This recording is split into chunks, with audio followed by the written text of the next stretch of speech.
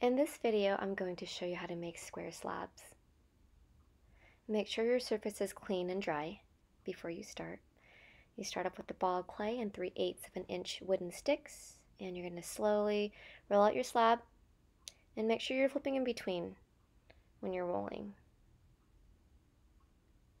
You're going to take a ruler, a felt knife, or a needle tool, and a template. Lay that down. Make sure that you use the ruler as a straight edge so that it can help you in cutting out your slabs. You take a wooden board and a paper towel. Slowly peel off your slab here so you don't stretch it too much, and you're going to place it on a paper towel. Now we're going to start wedging clay here. Now wedging clay is important because it takes out air bubbles or air pockets. Air pockets could be kind of detrimental to your project if they're in there. It could start blowing up your project in the kiln. When you're wedging, you want to use your palm, and you're going to push forward, and then you're going to turn your clay and then push forward, and you're just going to continue this. And if you have a lot of air bubbles or air pockets in your clay, it might take a while, maybe up to maybe 5 minutes possibly. But if there aren't too many, it shouldn't take too long. You're going to use a wire tool to slice your clay up in between to check to see if there's any more air bubbles. I generally check a couple times, or even more than that sometimes. It depends on how many air pockets are in there.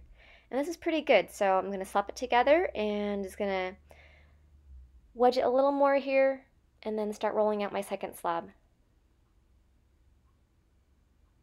Okay, once I cut this, I'm going to stack it on top of the first one, but make sure that you have a dry paper towel in between.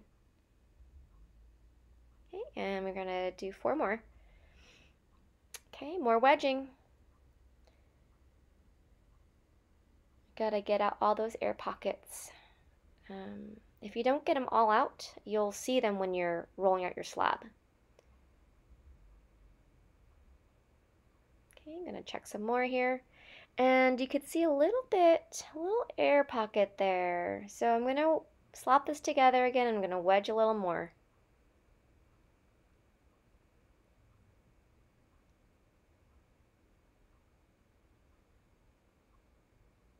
Okay, I'm gonna check again. They're pretty good.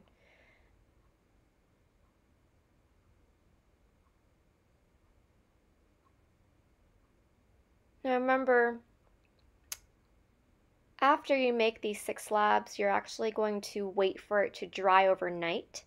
Not completely dry, but it's going to stiffen overnight. So don't be afraid if the squares aren't exactly perfect at this point, because on the second day we'll actually trim it down. And we have my slabs here, and we're going to wrap it up airtight until the next day. And that's it.